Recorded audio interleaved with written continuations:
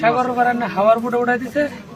হাওয়ার বুটে 43 জন লোক আসলাম, সুদানে ফাঁসলাম আর বাংলা 38 জন। বাংলা 38 জনের মধ্যে কিশোরগঞ্জে ছিলাম আমি একা, কিশোরগঞ্জ গ্রামে, আর সবাই ছিল সিলেটের। আপনার 18 জন লোক মারা গেছে। 18 জন লোক সব বাংলা লোক মারা গেছে। 18 জন লোক মারা গেছে, আর বাকি লোক আমরা বাংলা জীবিত আছি।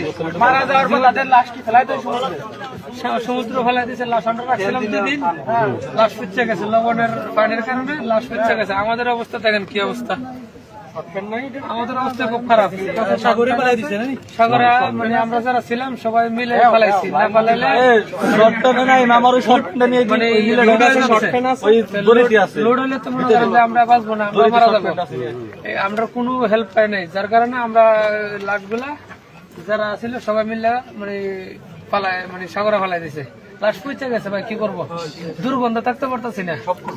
দুর্গন্ধ না, যদি দুর্গন্ধ থাকে তো আমরা তো এমনি লাশ, যদি আরো রাখি তাহলে আমরা সবাই মারা যাবো। তাই যারা ছিল আমরা জীবিত সবাই মিললে ফেলাই দিছি।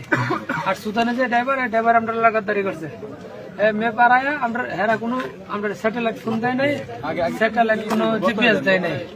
এক দ্বিতীয়ত এরা সুদানি ড্রাইভাররা বলে সুজা বলে এদিক তো সার্ভি, এদিক সুজা যাবি ভাই। 1 কিলোমিটার গেলে তার কোনো কিছু দেখা যায় না, কোনটা দেশ কোনটা কি। ভুবন্তসাগর তো বিশাল বড়।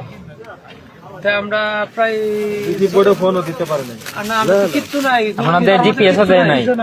যোগাযোগ কোনো কিছু দেয় নাই আমাদেরকে, কোনো কিছু দেয় না। আমরা অনুরোধ যে জসিম আর যে আজিজ এরাররা, বিশেষ করে জসিম যে গেমার, যে লিবির যে গেম হয়েছে, এর একটা কঠিন পদক্ষেপ নেওয়া দরকার এর বিরুদ্ধে। এর বাড়ি সিলেট। আজিজের বাড়িও সিলেট। আমরা বড় বড় রাস্তা দেওয়া 3 মাস লাগছে। আজিজটা বলছিলাম যে লিবির ক্যাম্পে আমরা আছি, বুট করো, আমরা কোনো খানা দানা দেয় না। আপনারা গেম গয়ে থাকা পর্যন্ত কয়টা দালালের নাম শুনেছেন? অনেক লোকের নামে শুনছি। রিপন দালাল, আলমাস, জাহাঙ্গীর, এরপরে আপনার আজিজ, তারপর আরেকটা দালালের নাম হচ্ছে জসিম। তো প্রথম দিকে থাকবে নাম, ওদিকে থাকে জসিম আর আজিজ। আর কয়েকটা আছে, এটির নাম আমার সঠিক মনে নেই।